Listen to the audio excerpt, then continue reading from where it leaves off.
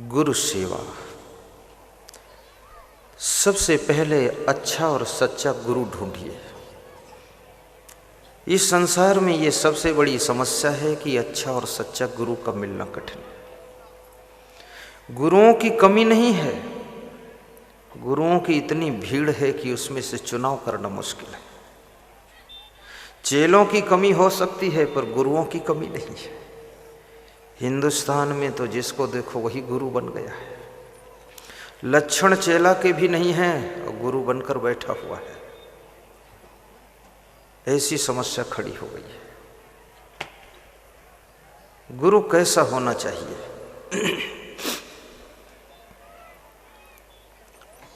गुरुवो निर्मलः शान्तः साधवो मितभाषिणः काम क्रोध विनिर्मुक्तः सदाचारः जितेन्द्रियः।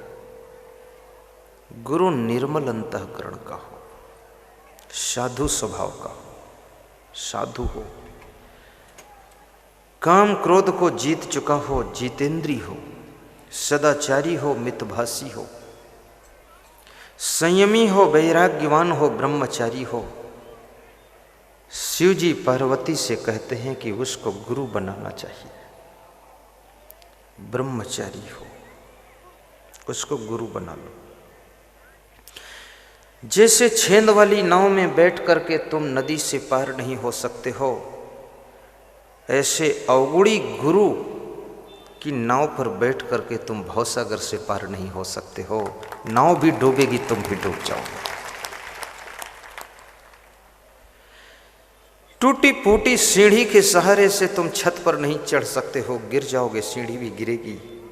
गुरु तो ऐसे है जैसे सीढ़ी, तुम ऐसे हो जिसकी छत पे चढ़ने की इच्छा है, मोक्ष पाने की इच्छा है, तो सीढ़ी अच्छी टॉप की होनी चाहिए, तभी छत की मंजिल पर पहुंचोगे, मोक्ष पा सकोगे। तो गुरु आपका टॉप का होना चाहिए, तभी वो तुमको ऊंची मंजिल पर पहुंचा सकता है। गुरु निर्मलः शान्तः साधवो मितभाषिणः। और गुरु प्रसन्न चित्त भी रहता हो, क्रोधी स्वभाव का न हो। तुम गए हो गुरु के पास में क्रोध कम करने, गुरु स्वयं भस्मासुर है, तो तुम्हारा क्रोध कम नहीं होगा, तुम भस्म हो जाओगे। गुरु सेवा। गुरु सेवा करने से सौभाग्योदय होता है। और गुरु तब खुश होता है जब तुम माता पिता की सेवा करते हो। गुरु सेवा से खुश नहीं होता है। गुरु की कृपा, गुरु का आशीर्वाद तब मिलता है जब तुम माता पिता की सेवा करते हो, तब गुरु खुश हो जाता है और फिर गुरु का आशीर्वाद बरसने लग जाता है। इसलिए माता पिता की भी सेवा करना, उनका भी सम्मान करना। गुरु सेवा जन बंदगी। और दूसरी चीज है जन बंदगी। जन बंदगी किसे कहते हैं? जन कल्याण करना, परोपकार करना, जन समस्याएं सुलझाना, जनता का उद्धार करना, सत्संग समागम के द्वारा जनता को ज्ञान दिलाना, ये जन बंदगी है। आज ये दयालपुरा की पावन धरा पर मुझे ऐसा लगता है 8-10 हजार से कम श्रोता नहीं है। ये कितना बड़ा जन कल्याण हो रहा है। ये सब भाग्यशाली आत्माएं करवा रही प्रोग्राम। कल मुझे गणपति सिंह यादव मिले, लक्ष्मण सिंह यादव मिले, दिनेश यादव। तो गणपति जी बता रहे थे हमारे गांव में लगभग हर घर से कोई न कोई सरकारी नौकरी में भी है। जहाँ पर गुरु की सेवा होती है वहाँ पर उन्नति भी होती है। इस गांव में मैंने देखा कि बड़े बड़े मकान भी बने हुए हैं। ऐसा लगता है मिनी खरगोन यही है, बड़े बड़े मकान बन रहे हैं। वहाँ भाग्य जाग जाता है। जन सेवा में यदि धन लगाओगे, इंसान की सेवा में मन लगाओगे, नर में तो नारायण है, इंसान में भगवान है।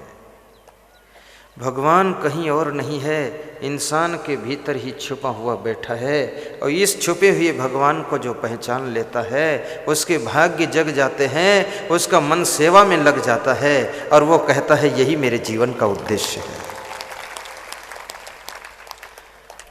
धन कमा करके अपनी पेटी भरने वाले तो बहुत लोग हैं, अपना पेट भरने वाले लोग बहुत हैं। बेटा बेटी पेट पेटी तो सब भरते हैं अपना अपना, लेकिन जो अपने धन से हजारों लोगों का उद्धार कर दे, हजारों लोगों का कल्याण कर दे, जन सेवा, सत्संगत, और जिसको अपना भाग्य जागृत करना है उसे सत्संग खूब सुनना चाहिए। सत्संग सुनने से भाग्य में चांद लग जाते हैं, 40 चांद लगते हैं, 4 चांद नहीं। सत्संग बड़ा विचित्र है। हनुमान जी सत्संग के बहुत प्रेमी थे, राम जी सत्संग के बहुत प्रेमी थे, कृष्ण भगवान सत्संग के बहुत प्रेमी थे। और मैं बचपन से सत्संग का बहुत प्रेमी था। जहाँ सत्संग होता था वहाँ मैं ही चला जाता था और बैठा रहता था। उसी का परिणाम है आज हम खुद सत्संग कर रहे हैं, हम संत हो गए। सत्संग में इतनी लगन हो कि अगर सत्संग चल रहा हो और भोजन तैयार हो तो भोजन छोड़ देना चाहिए, सत्संग सुन लेना चाहिए। भोजन बाद को, सत्संग पहले। और यदि कहते हैं कि कोई गुरु महान आए हो, उनका काफिला निकल रहा हो, तो उनके काफिले में जाकर शामिल होने से भी भाग्य उदय होते हैं। जय जयकार बोलने से भी सोए ही भाग्य जागते हैं। सत्संग का प्रचार करने से भी भाग्य उदय होते हैं। और सत्संग सुनने से तो किस्मत अगर फूट गई है तो भी जुड़ जाती है। एक छोटी सी कथा सुनाऊंगा मैं, किस्मत की कथा। एक गरीब परिवार किसी संत के सत्संग में जाता था, तो संत सुनाते रहते थे, जहां सुमति तहाँ संपत्ति नाना। वो गरीब परिवार संत की बात को गहराई से समझता था। जहां सुमति तहाँ संपत्ति नाना, जहां कुमति तहाँ विपत्ति निधाना। घटना घट गई है। उस गरीब आदमी ने एक दिन अपनी पत्नी से कहा कि गरीबी तो हद से ज्यादा है, चलो ससुराल चले, कुछ मदद मिल जाए। जब आदमी गरीबी से तंग हो जाता है तो कभी कभी ससुराल को याद करता है। और याद रखना, ससुर देवता। यदि आपका दामाद कमज़ोर है, बेटी कमज़ोर है और तुम जोरदार हो, तो अपने बेटी दामाद को थोड़ा सहयोग देते रहना। बड़ी आशा रहती है। इस दुनिया के अंदर हर व्यक्ति आशा से जिंदगी जीता है। आशा, आशा तुम्हारी जिंदगी का फाउंडेशन है। आज यहाँ पर इतने लोग आए हैं, ये सब आशा लेकर आए हैं कि हम चलेंगे तो महाराज जी के प्रवचन सुनेंगे, दर्शन करेंगे। कुछ लोग ऐसी आशा लेकर आए हैं कि कुछ लेकर चलेंगे तो भेंट करेंगे। रुस्तमपुर के भक्त कल मुझे मिलने आए तो बोले, हम लोग सोच रहे थे गुरुवार के दयालपुरा सत्संग में चलकर वहाँ एक दिन का भंडारा हम करेंगे,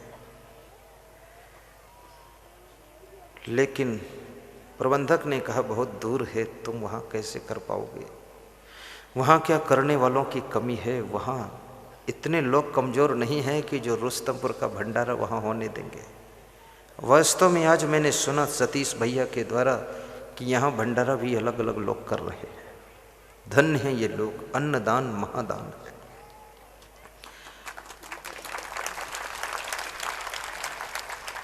रुस्तमपुर के लोगों ने सोचा फिर क्या करूं, तो गुलाब जामुन बना कर लाए एक बड़ा डब्बा। तो राजेश भैया के पिता ने कहा इसको मैं गर्म कर देता हूं, ठंडा मत खाओ। घर से गर्म करवाया, कल सबको बटा गुलाब जामुन संत इतने खुश हुए, भक्त भी खुश हुए। डोंगर गांव के धर्मेंद्र, रमेश, राधेश्याम, किशोर पाटीदार, ये सब ने सोचा जब ये गुलाब जामुन खिला सकते हैं तो मैं देसी गाय का घी गुरुदेव के लिए ले आऊं। वो ले आए। सेवा, गुरु की सेवा गुरु ज्यादा कह नहीं सकता है, क्या करना है। सेवा तो स्वतः होती है। पति पत्नी दोनों सलाह कर लेते हैं और ससुराल की ओर चल देते हैं। छोटे छोटे 2 बच्चे हैं। रास्ते में बच्चों को भूख लगती है, बच्चे रोने लगते हैं। बच्चे कहते हैं पापा भूख लगी है। गरीबी की मार भी बहुत कठिन होती है, याद रखना।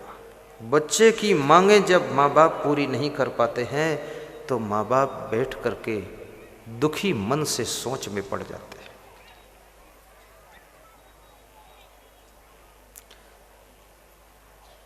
लेकिन धैर्य वह चीज है जो हर विषम परिस्थिति से तुमको बाहर निकालता है, हर कठिनाई और संघर्ष से तुमको पार ले जाता है। धैर्य आत्मा का सबसे बड़ा दोस्त है। कठिन से कठिन परिस्थितियां हों, दुख की घड़ियां हों, लेकिन धैर्य को टूटने मत देना। घटना घट गई। एक छोटा सा जंगल आता है। उस जंगल में पति पत्नी दोनों पीपल के पेड़ के नीचे चबूतरे पर बैठ जाते हैं। पति अपनी पत्नी से कुछ नहीं कहता है और कहता है कि तुम सब बैठो, मैं लकड़ी बीन कर लाता हूं, कुछ इंतजाम करता हूं, कुछ पका कर खिलाता हूं। जब लकड़ी बीनने लगा पति तो स्त्री ने सोचा मैं क्यों बैठूं, मैं भी लकड़ी बीनूं, सहयोग करूं। वो भी लकड़ी बीनने लगी। बच्चों ने सोचा भूख तो मुझे लगी है तो मैं भी लकड़ी बीनने में सहयोग कराऊं ताकि लकड़ी जल्दी इकट्ठी हो जाए। थोड़ी ही देर में लकड़ी का ढेर इकट्ठा कर लिया। लकड़ियों का ढेर इकट्ठा हो गया। पकाने को कुछ नहीं है, जलाने को लकड़ियां आ गई हैं। पीपल के पेड़ पर ब्रह्म राक्षस रहता था। ऊपर से नीचे उतरा और पति पत्नी से बोला कि तुम लकड़ियां तो इकट्ठी कर चुके हो लेकिन पकाने को कुछ है नहीं, तो क्या पका कर खाओ। उन दोनों पति पत्नी ने कहा मेरे पास पकाने को कुछ नहीं है तो मैं तुमको पका कर खा लूंगा। ब्रह्म राक्षस डर गया। उसने सोचा जिनके घर में इतनी सुमत है कि पति लकड़ी बीन रहा है, पत्नी अपने आप सहयोग कर रही, बच्चे भी सहयोग कर रहे हैं, अगर ये संकल्प ले ले तो ये चारों मिलकर हमको पकड़कर लकड़ी में जलाकर पकाकर खा भी सकते हैं। डर गया। ब्रह्म राक्षस ने कहा मुझे पकाकर मत खाओ, मैं तुमको बहुत सोना चांदी खजाना बता दूंगा, उसको लेकर घर जाओ, लेकिन मेरी जिंदगी को छोड़ दो तुम। बोले जल्दी बताओ। तो उसने कहा पीपल के पेड़ के नीचे 10 फीट पूरब 5 फीट गहराई में सोने चांदी का खजाना गड़ा है, इसको खोद लीजिए। तो उस आदमी ने कहा कि मेरे पास खोदने के लिए कुदाल नहीं है, खोद कर दो तुम। तो ब्रह्म राक्षस मेहनत करके खोदता है, कुदाल लाता है। पति गठरी बांध लेता है। पत्नी कहती एक गठरी मैं भी ले चलूंगी, खाली नहीं चलूंगी, सहयोग करो। एक गठरी पत्नी सिर पे रखती है। याद रखना गेहूं की गठरी लादना हो तो बहुत कम लोग लादेंगे, अगर सोने चांदी की गठरी लादना हो तो पत्नी सबसे पहले लाद लेगी। गठरी गठरी में अंतर है।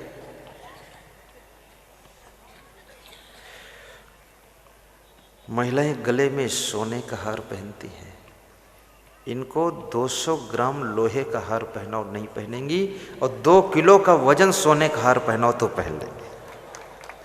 अंतर है लोहा और सोना में।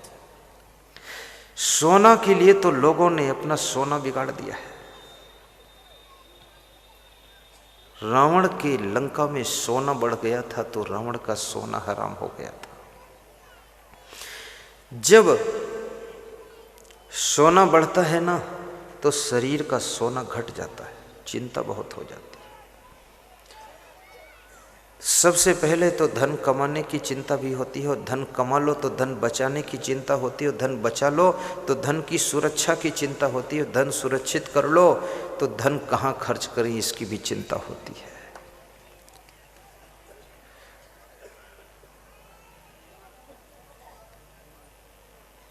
बच्चों ने कहा मैं भी एक एक गठरी लूंगा, पापा मुझे भी दे दो।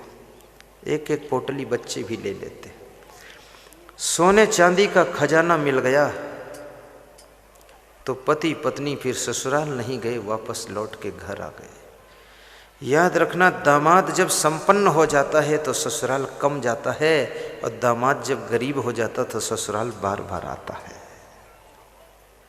दामाद समझदार होता है तो ससुराल विवेक से जाता है, दामाद ना समझ है तो ससुराल में ही डेरा डाल देता है।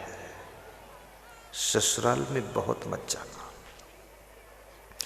यदि तुम्हारे कोई साला साली नहीं है तो सास ससुर की सेवा के लिए वहां परमानेंट भी रह सकते हो, कोई बुरा भी नहीं। लेकिन जहां सम्मान ज्यादा होता है वहां अधिक नहीं जाना चाहिए। ससुराल में एक दिन रहो तो साला साली कहते हैं जीजा जी जीजा जी जीजा जी, और 2 दिन रहो तो कहते हैं जीजा जी घर जा जी घर जा जी घर जा जी, और 3 दिन रहो तो साला साली मन मन में कहते हैं जीजा जी घर जा जी, ना जा जी तो कहीं जा जी, और जहां भी जा जी तो मर जा जी, पर यहां से जा जी। इसलिए ज्यादा ससुराल में डेरा मत डालना। ससुराल वालों को भी अपना काम करने दीजिए, क्योंकि किसी को संभालने में भी बड़ा वक्त लगता है, समय खर्च होता है। ज्यादा उनको डिस्टर्ब भी मत कीजिए।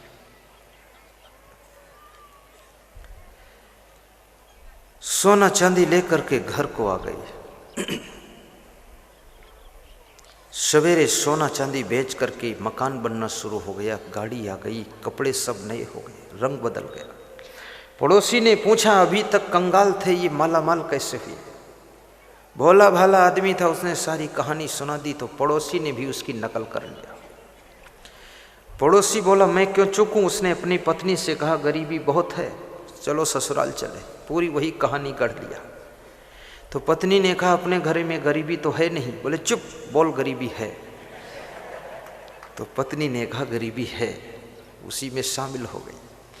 बच्चों को सिखाया रास्ते में कि रोने लग जाना, कहना भूख लगी है। बच्चे रोने लगे, भूख लगी है। भूख तो थी नहीं, झूठ मूठ। उसी पीपल के पेड़ के नीचे जाकर बैठ गए। तो उस पड़ोस का जो आदमी आया है अपनी पत्नी से कहता है, जाओ लकड़ी बीन करके लाओ। वो स्त्री अपने बच्चों से कहती, तुम दोनों बच्चे लकड़ी बीन कर लाओ।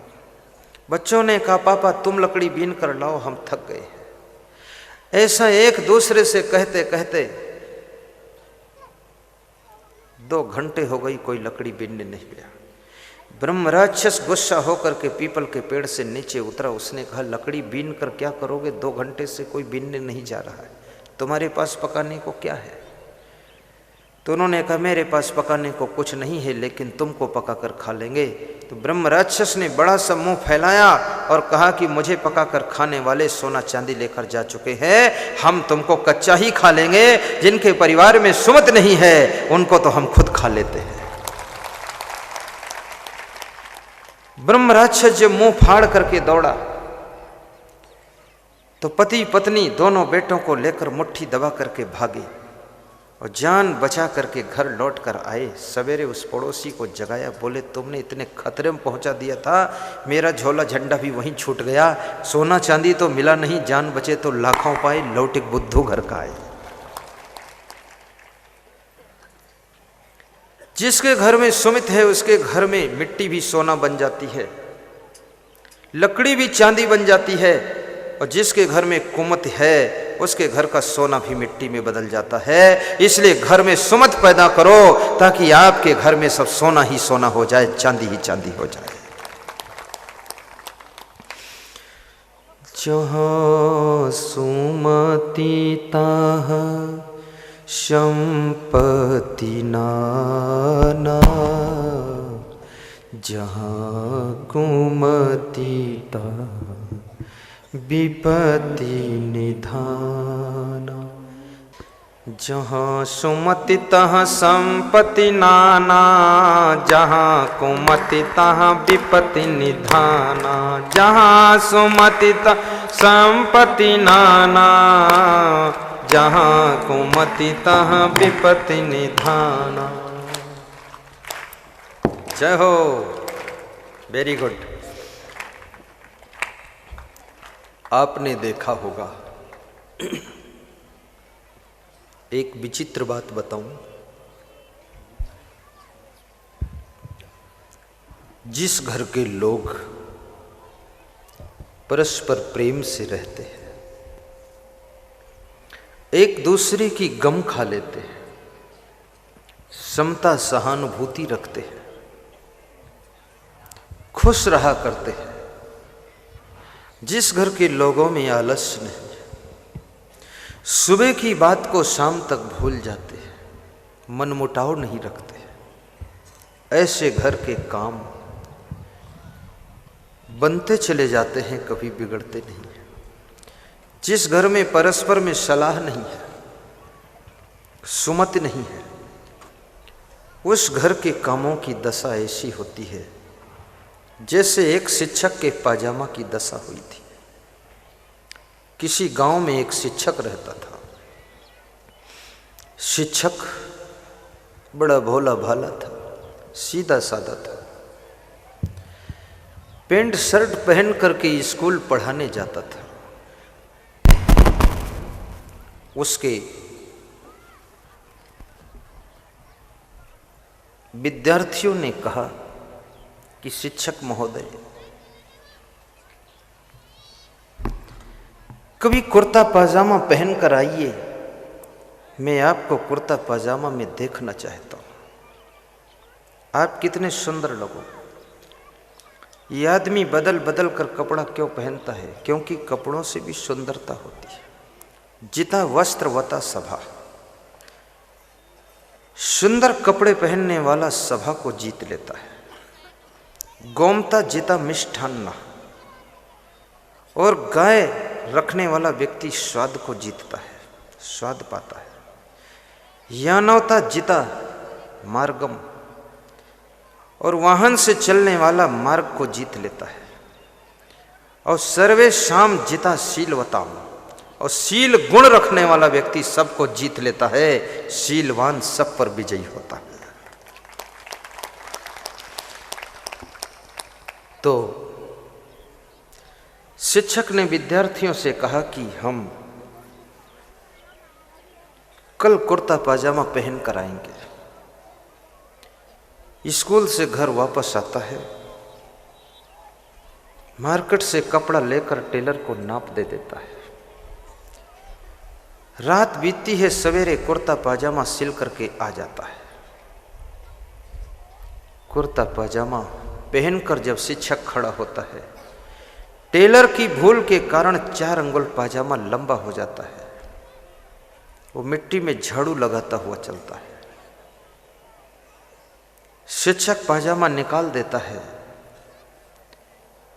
और अपनी मां को पाजामा देता है। मां से कहता है, मां पाजामा 4 अंगुल लंबा हो गया है, इसको काट कर मोड़ कर सिल के रख देना, कल पहनूंगा। मां कहती है, बेटा 80 साल मेरी उम्र है, जिंदगी भर मैंने बहुत काम किया है, ये बुढ़ापे में भी मुझको तुम फुर्सत नहीं देना चाहते हो। मां को जोश आ गया, पाजामा उठाया और जोर से फेंका तो पाजामा मिट्टी में गिरा जाकर। किसी का काम ना करो वहां तक तो ठीक है, लेकिन यदि उसका सामान भी उठाकर फेंक दो, थोड़ा बात ज्यादा ही गलत हो जाती है, बहुत अपमान हो जाता है। मां थोड़ा गर्म दिमाग की है, गुस्सा ज्यादा आता है। कितने लोगों के मन में गुस्सा बहुत आता है, और ज्यादा गुस्सा करने से याद शक्ति कम हो जाती है, स्मरण शक्ति कम हो जाती है, प्रसन्नता कम हो जाती है, आनंद जल जाता है गुस्सा में। अधिक क्रोध जीवन की राह में विरोध खड़ा करता है। राजनीति में क्रोध करने वाले लोग बहुत आगे बढ़ने की उम्मीद थी, लेकिन साधारण बनकर रह गए। मुख्यमंत्री के लेवल में पहुंच गए थे, वहां से फिर वापस लौट आए। ये क्रोध तुमको नीचे गिराता है। क्रोध हजारों का विरोध खड़ा कराता है। इस क्रोध के कारण सास बहू के संबंध बिगड़ते हैं। इस क्रोध के कारण ससुर दामाद में जंग छिड़ती है। इस क्रोध के कारण बाप बेटे में बात बंद हो जाती है। इस क्रोध के कारण पड़ोसी दुश्मन बन जाता है। इस क्रोध के कारण याद रखना, आदमी विकास के बजाय विनाश की ओर चला जाता है। इसलिए इस क्रोध को खत्म करना चाहिए और गम खाकर रहना चाहिए।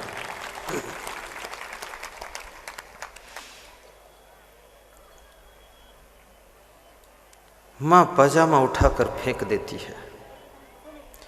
शिक्षक का मन दुखी हो जाता है कि मां है, इसको क्या कहूं। कुछ ऐसे रिश्ते हैं सम्मानजनक जिसमें उत्तर देना नहीं चाहिए, अपने से बड़ों को रिप्लाई नहीं करना चाहिए, मन में उत्तर आए तो भी मन ही में रखना चाहिए, जबान पर जवाब आ जाए तो भी बाहर नहीं निकालना चाहिए। क्योंकि धनुष से छोटा बाण और मुख से निकली वाणी ये कंट्रोल के बाहर हो जाते हैं। फिर ये जो खतरा करना है कर ही देते हैं। शिक्षक मन मार कर पाजामा उठा लेता है और पाजामा ले करके अपनी बहन के पास जाता है। बहन का दिमाग भी 106 डिग्री के ऊपर रहता है। जब तक बहन 2-4 बार ससुराल से राउंड नहीं मार देती है, तब तक उसका दिमागी टेम्परेचर कम नहीं होता है। ससुराल में जब सास ससुर के भी धक्के खा लेती है, तब उसे लगता है कि मेरे माँ बाप ज़्यादा ठीक लग रहे हैं। बहन को बहुत सहनशील होना चाहिए, क्योंकि बहन का इस घर से ट्रांसफर होना है। इस घर में संबंध बिगड़ जाएंगे तो जिस घर में जा रहे हो वहां भी संबंध बनना मुश्किल हो जाएगा और दुख सुख में ये घर भी काम नहीं आएगा। ये संबंध बिगड़ने ना पाए। बहन से कहा कि बहन, ये पाजामा 4 अंगुल लंबा हो गया है, टेलर की भूल है, तो इसे 4 अंगुल काट कर मोड़ कर सिल कर रख देना बहन। बहन ने कहा, वाह, वेतन लाते हो अपनी पत्नी के हाथ पर रखते हो, और पाजामा लंबा हो गया छोटा करवाना तो मेरे पास लाते हो। मैं कोई तुम्हारी नौकर हूं? बहन ने पाजामा उठाया और फेंका तो जूठे बर्तनों में गिरा जाकर। बहन का जोश देख करके शिक्षक का होश ठिकाने आ जाता है। शिक्षक मन में सोचता है कि माँ भी जोश में है, बहन भी जोश में है, अब क्या करूं। जिस समय पूरे परिवार के लोग जोश में होते हैं, उस समय घर का मालिक संकट में पड़ जाता है। किसको समझाऊं, किसको मनाऊं, किसको डांटूं, किसको क्या कहूं। वो जहर के घोंट पी करके सब गम खा लेता है। और मैं निवेदन करूंगा कि घर मालिक को बहुत टेंशन मत देना। घर मालिक तुम्हारे घर का मास्टर माइंड है, और मास्टर माइंड को अगर डिस्टर्ब कर दोगे तो आपके घर का विकास रुक जाएगा। वहां फिल्टर से छान करके बातें भेजिए। आपने इंजन देखा होगा, इंजन में फिल्टर लगा होता है। पहले तेल फिल्टर में आता है टंकी से, और फिल्टर छान करके प्लंजर को देता है, पंप को देता है, और पंप तेल को जंप देती है तो नोजल को दे देती है। नोजल फव्वारा बनाकर पिस्टन पे डाल देता है और इंजन स्टार्ट हो जाता है। फिर वो इंजन कारखाने भी चलाता है, गाड़ी को भी चलाता है, फिर वो इंजन मोटरसाइकिल को भी चलाता है। लेकिन खेल उस फिल्टर का है। अगर फिल्टर हटा दिया जाए और कचरा पहुंच जाए तो नोजल में ही फंस जाएगा, तो इंजन स्टार्ट नहीं होगा, गाड़ी बंद खड़ी रहेगी।